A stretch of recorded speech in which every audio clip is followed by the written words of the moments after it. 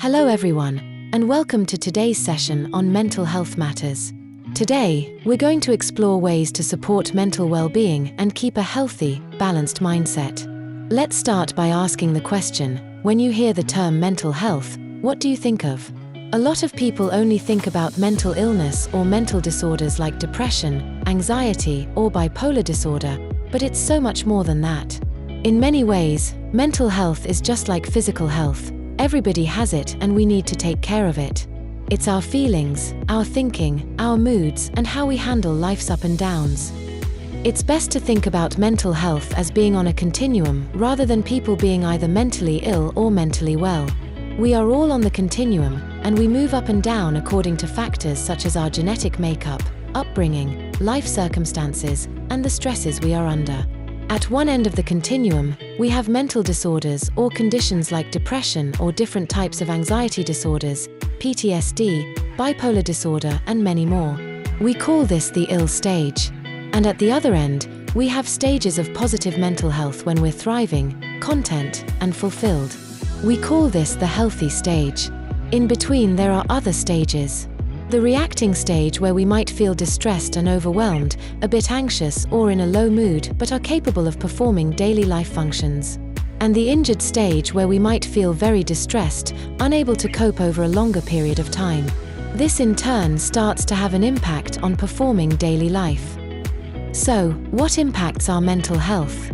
Well, a bunch of things. Your physical health plays a big role. If you're sick or not sleeping well, it can affect your mental well-being. Stress, trauma, and even substance use can have an impact too. And of course, your social environment matters. Positive relationships lift you up, while loneliness or money problems can bring you down.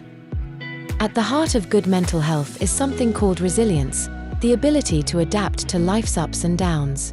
Think of resilience as a combination of your well-being, the connections you have with others, and how you cope with stress. It helps you push through challenges, even when things get tough. Here's a short video about how resilience helped footballer Harry Kane through the ups and downs of his career. Rejection is a tricky thing when you're a kid. When I was 8 years old, I was released by Arsenal. My dad was the one who told me. I wasn't old enough to fully understand the feeling of rejection, and Dad didn't show any signs of disappointment. He just put his arm around me and said, "We go again and work even harder. Let's see where it takes us." And so we did. Dad then told me Tottenham wanted me.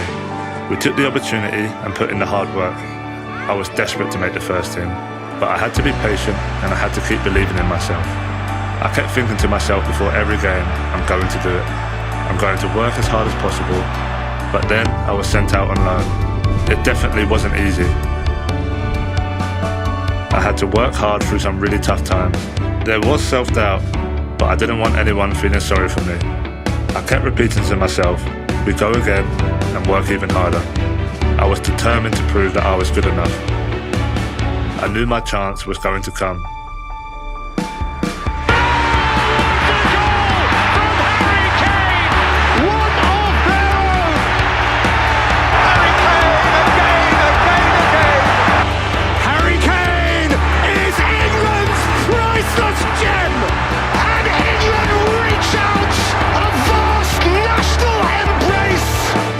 So wherever you are, whatever your struggles, keep working, keep going, and most importantly, always believe in yourself. Because the more I believed in myself, along with the support of others, the more real everything became.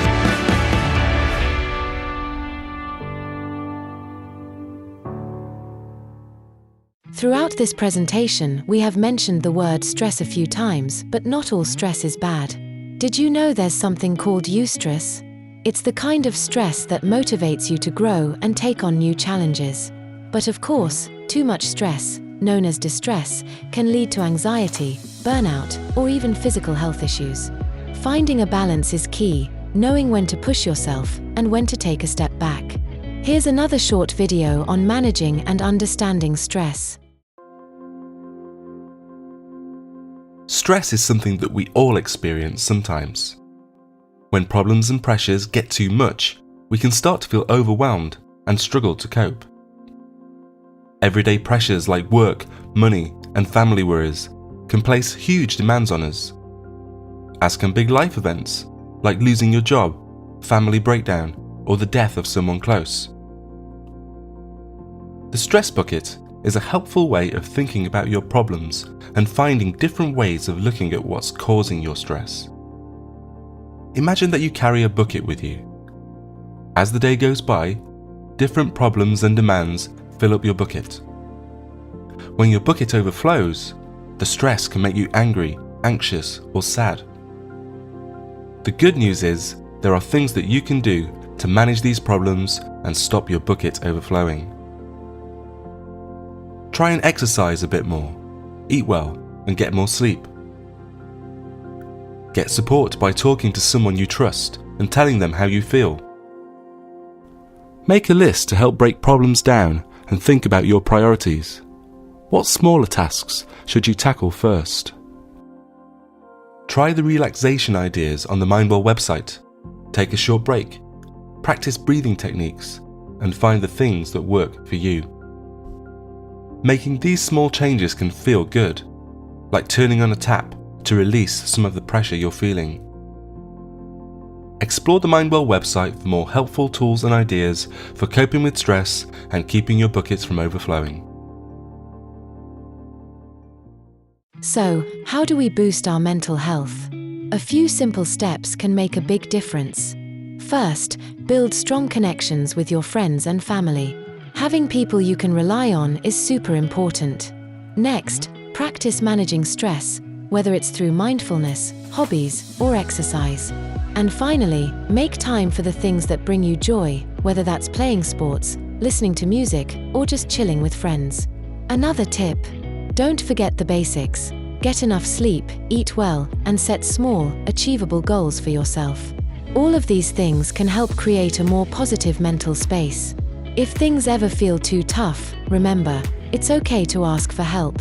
Whether it's talking to a friend, seeing a counselor, or finding a local support group, there's always someone who can help. Sometimes, just sharing what's on your mind can make a world of difference. Mental health is an ongoing journey. It's not something you solve once and forget about. There will be good days and bad days, and that's completely normal. What's important is how we respond. By seeking balance, practicing self-care, and reaching out when we need to, we can keep moving forward.